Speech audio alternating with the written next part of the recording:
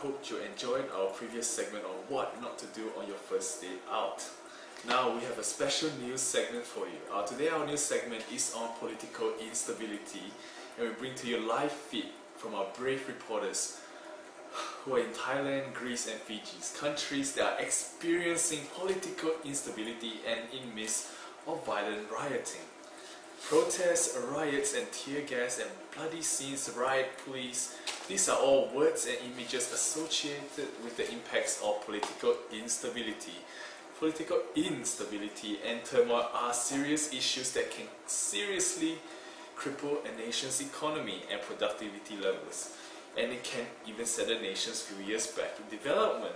Political instability usually results in bloody protests and riots, as we will see later on, and drastically impacts the tourism industry, which is heavily reliant on international tourists. For now, we have correspondent TC Ko reporting live from Bangkok. What's the situation over there right now? Can you hear me? Yes, Jaryl. I'm now at Bangkok International Airport, where hundreds of travelers are now stranded.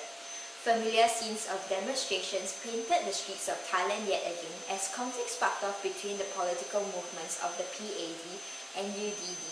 Represented by the protesters wearing yellow shirts, the PAD instigated the 18th military coup that Thailand is experiencing against the government of Prime Minister Thaksin, whose supporters are clothed in red. Weeks of street protests turned ugly after the Prime Minister's office, also known as the Government House, was seized by the yellow shirt protesters, forcing the government to relocate to Dong Mueang Airport. Following this incident, hundreds of PAD members have now blockaded the main road to Bangkok International Airport. All flights in and out of Bangkok City have been cancelled due to the occupation of the airport. It is estimated that 3,000 passengers are stranded within the terminals and 100,000 travelers around Bangkok. This incident has undoubtedly threatened Bangkok's status as an air hub and popular destination. Let us now walk the streets of Thailand to uncover the severity of the political riots in Thailand.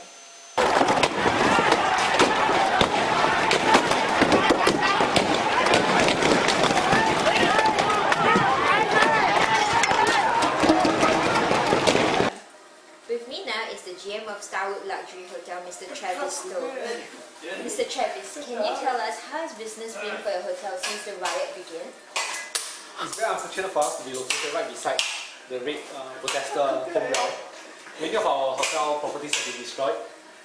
Our occupancy rate is at 2%, the lowest in my 40 years of my career. Things are just sad at my job right now. A long-standing power struggle is known to have subsisted among the politicians, military powers and local people in Thailand. From the time when the Thai population rose up against the nation's monarchy in 1932, Thailand has not seen the governance of a stable or reliable cabinet of ministers. As exemplified in the protests that occurred in Thailand not too long ago, the disputes between political campaigns can turn violent and affect the tourism industry adversely. The drastic fall in tourist numbers and tourism earnings is the gravest impact that this issue imposed on Thailand's trade in tourism. It was reported that the sharp decline in tourist arrivals after the closure of Bangkok's international airport caused Thai Airways to suffer a deficit of $600 million in 2008, forcing the company to seek a $428 million fund from its government to aid the continuity of its operations in year 2009. Hotel operations also rock bottom with an average occupancy of 20%, and in the case of some luxurious hotels, occupancy fell under 10%. At that time, Thailand Hotel Association predict a potential loss of 100,000 jobs. In the instance of the same incident, foreign airlines were forced to reroute their flights to other countries. By March 2009, 30% of those flights had not yet returned to Bangkok International Airport, causing a huge loss of revenue for Thailand. Although political situation in Thailand has subsided at present, political instability is likely to recur and will remain as a critical challenge for Thailand's tourism industry. We're now going on a break, and when we come back, we're going over to Fiji.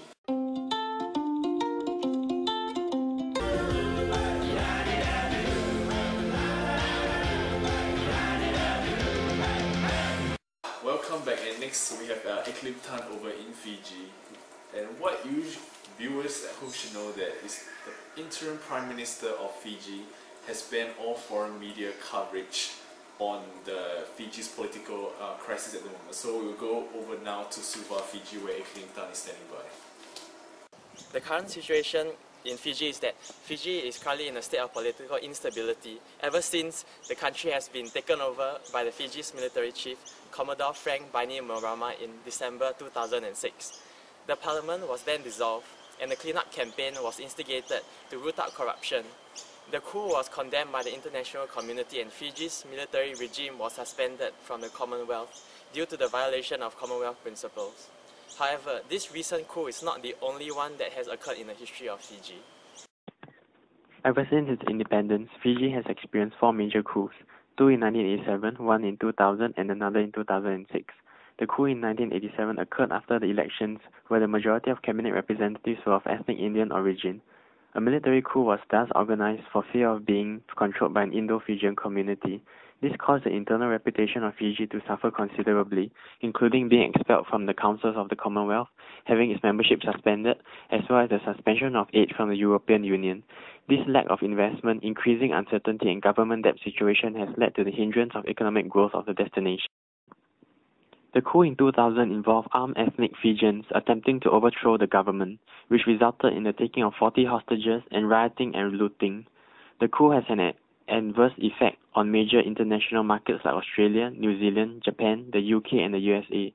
This has led to a drastic fall in tourist arrivals of 28%, and tourist receipts fell by 35%, even during the usually busy periods of Christmas and New Year. This is especially damaging to the economy as the tourism industry accounts for approximately 15% of the country's GDP. Hi, Mr. Kakabo. Can I ask you some questions regarding your boat business? Yeah, sure. Yeah, I was wondering, when the coup happened, right? How did it affect your tour boat business? Oh my, things has been bad. My business is going down. I got so many mouths to feed. Everywhere is so dangerous. If things don't turn out well or get better soon, I think I have to move on. That's all. Thank you for bringing us that report, and I hope that poor guy really feeds his family, you know. He just looks so poor. And then now we move over to Greece, where the situation looks out of control. Tell Faith.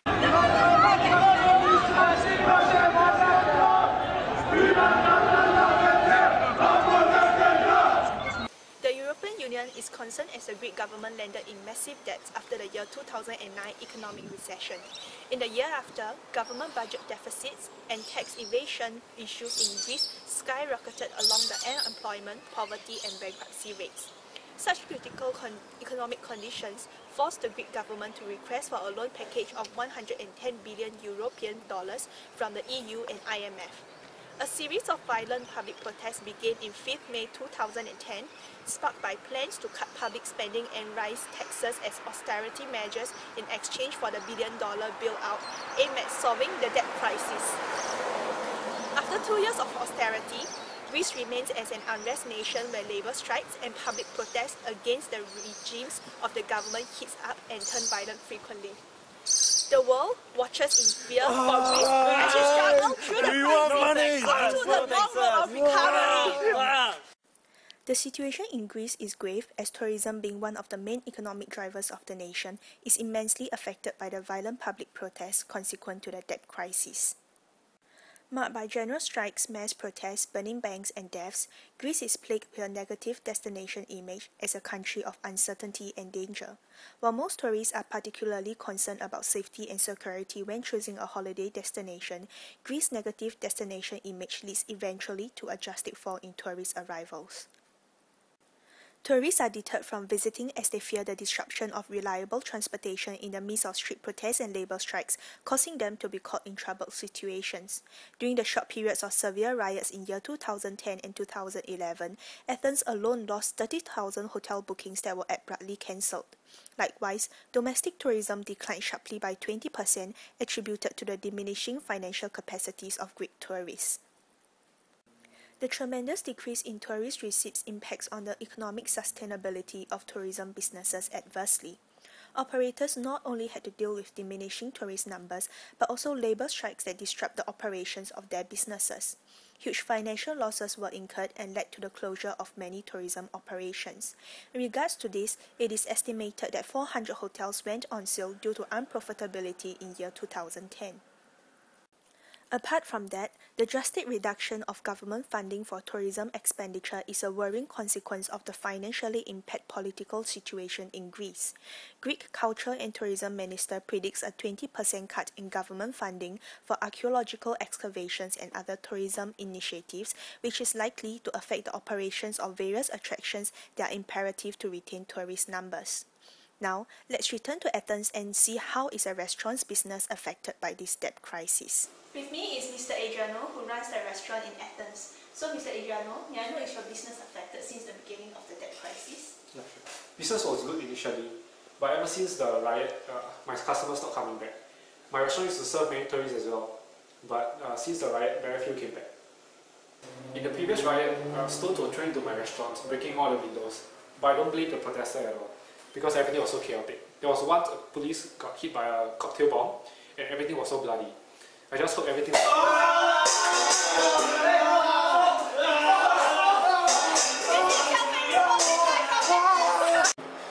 As you guys can see on television, the situations in those countries look grim and dangerous, with protests, riots, and even causing death.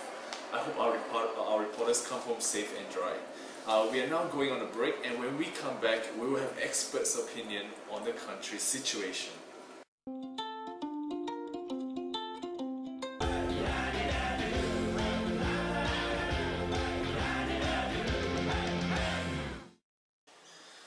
Welcome back, and now we have some experts from the different countries who will provide recommendations on how to manage and mitigate the country's political situation. First of all, we have Natricia Kurupakon from the Chulalongkorn University of Bangkok, and she is the International Relations professor in that school. Political instability has been a complicated issue in Thailand since 1932, when the monarchy absolute power was removed. The instability cannot be resolved through the rewriting of constitutional laws proven by history. Further, it is not feasible to depend on the government rescue package as a long-term solution to resuscitate Thailand's tourism industry from the adverse effects of the country's political instability. However, such adverse effects can be mitigated through high-level promotion campaigns around the world, such as the Indian International Travel Mart and the Amazing Thailand Roadshow in Korea, New Zealand, Australia, and Indonesia. These promotion campaigns seek to restore tourist confidence and present Thailand as a safe travel destination. This strategy has been used by other countries to create positive publicity. One example is Egypt, which its government hosted a sequence of international special events to draw the world's attention away from its instability. In addition, Thailand should learn from its past mistakes by deploying greater security measures to prevent the airports and other important transport infrastructure from being sieged by political protesters.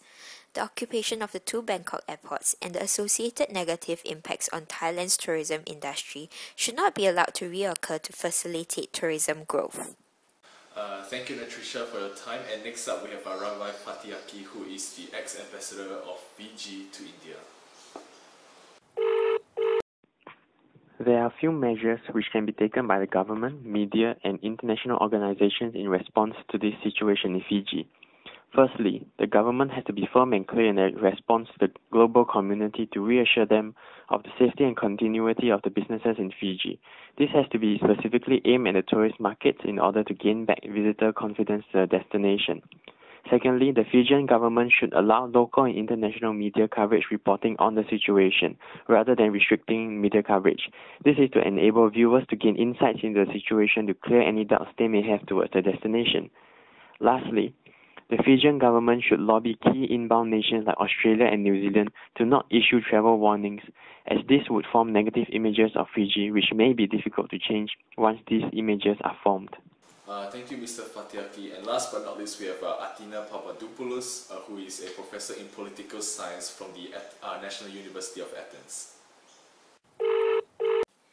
In order to revive Greece's economy, reformations of various fiscal and regulatory policies were implemented.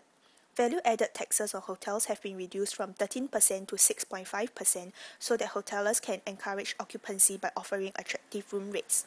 In addition, visa requirements were uplifted to induce tourists from Russia, Serbia, Israel, Turkey, and China. Landing and taking off fees at airports outside Athens were also waived to reduce airfares and retain tourist numbers in the other parts of Greece. These initiatives have seen good results in driving tourist numbers and should be maintained to build on the industry's potential and financial capacity. Besides that, tourism authorities should implement careful budget plans through increasing productivity and reducing unnecessary tourism spending. Such measures will aid the government in operating the industry more effectively under the smaller budget. Privatization can also be considered to relieve authorities from financial stresses of operating state-owned tourism operations and initiatives. Furthermore, these tourism operations will then be able to expand with new sources of capitals from private investors. Aside the above-mentioned measures, it is most imperative for authorities to carry out proper crisis management and regain a positive destination image for Greece. Along with ensuring that most attractions resume operations, authorities must also warrant the safety at these tourist sites. In addition, a better image of Greece can be conjured through intensive marketing for tourism in non-troubled areas of Greece, as well as the positive publicity of recovery from troubled times. Lastly, experts also propose that new tourism products or special events can be created to divert attention away from violent demonstrations and put the limelight on tourism. The positive attention resulting from a successful event will aid in enhancing Greece's destination image, also encouraging visitation from tourists. And I hope you enjoyed our special segment, and please tune in to tomorrow night, same time, same face, where special guest Justin Bieber will talk to us about his first breakup experience. Now this is Jaryl signing off.